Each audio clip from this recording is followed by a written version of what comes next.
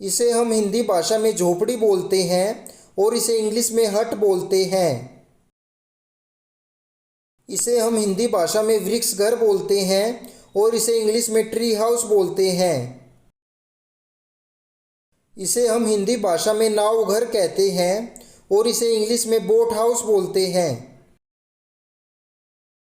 इसे हम हिंदी भाषा में मकान या घर बोलते हैं और इसे हम इंग्लिश में हाउस बोलते हैं। इसे हम हिंदी भाषा में तंबू कहते हैं और इसे इंग्लिश में टेंट कहते हैं। इसे हम हिंदी भाषा में हिमकुटी बोलते हैं और इसे हम इग्लू बोलते हैं। ये ज़्यादातर हिल स्टेशन पे पाया जाता है। इसे हम हिंदी भाषा में मिट्टी का घर बोलते हैं और इसे हम इंग्लिश में मड हाउस बोलते हैं।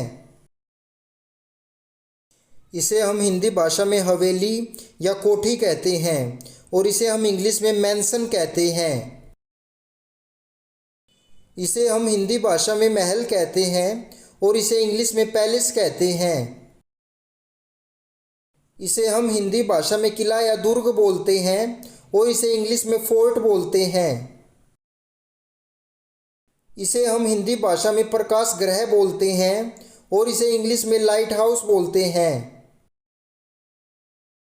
इसे हम हिंदी भाषा में बंगला बोलते हैं और इसे इंग्लिश में बंगलो बोलते हैं। इसे हम हिंदी भाषा में विला बोलते हैं और इसे इंग्लिश में भी विला ही बोलते हैं। इसे हम हिंदी भाषा में भंडार घर या गोदाम बोलते हैं और इसे इंग्लिश में वेयर हाउस बोलते हैं। इसे हम हिंदी भाषा में फार्म हाउस बोलते हैं और इसे इंग्लिश में भी फार्म हाउस ही बोलते हैं। इसे हम हिंदी भाषा में पृथक घर बोलते हैं और इसे इंग्लिश में डिटैच्ड हाउस बोलते हैं। इसे हम हिंदी भाषा में एक तरफ से जुड़ा हुआ घर बोलते हैं और इसे इंग्लिश में सेमी डिटैच्ड हाउस बोलते हैं।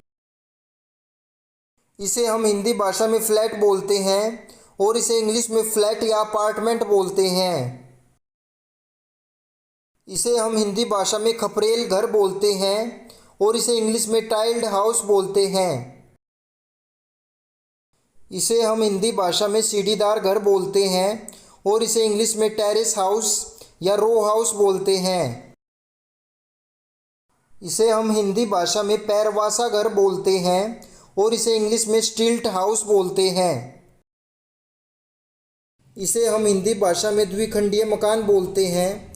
यह एक ऐसा मकान होता है कि जो दो भागों में विभाजित होता है और इसको विभाजित करती हैं दीवारें। इसे हम इंग्लिश में डुप्लेक्स हाउस बोलते हैं।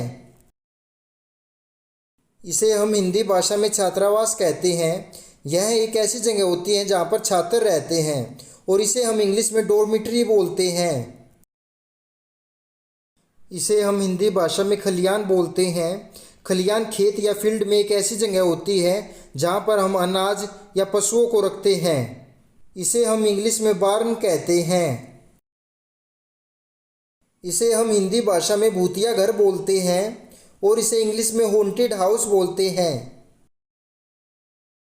इसे हम हिंदी भाषा में चल ग्रह बोलते हैं। यह एक ऐसा घर होता है जो कि चलता फिरता रहता है। इसे हम इंग्लिश में मोबाइल हाउस बोलते हैं।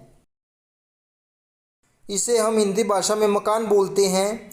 यह एक ऐसा मकान होता है जो कि बिल्डिंग के आखिरी छोर पर पाया जाता है और इसे हम इंग्लिश में पेंट हाउस बोलते हैं।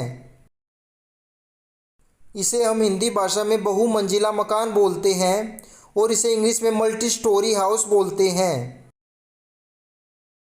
इसे हम हिंदी भाषा में लकड़ी का घर बोलते हैं जो कि पहाड़ी इलाकों में बनाया जाता है और इसे हम इंग्लिश में शैले बोलते हैं। इसे हम हिंदी भाषा में गगनचुंबी इमारत बोलते हैं और इसे हम इंग्लिश में स्काई स्क्रैपर बोलते हैं।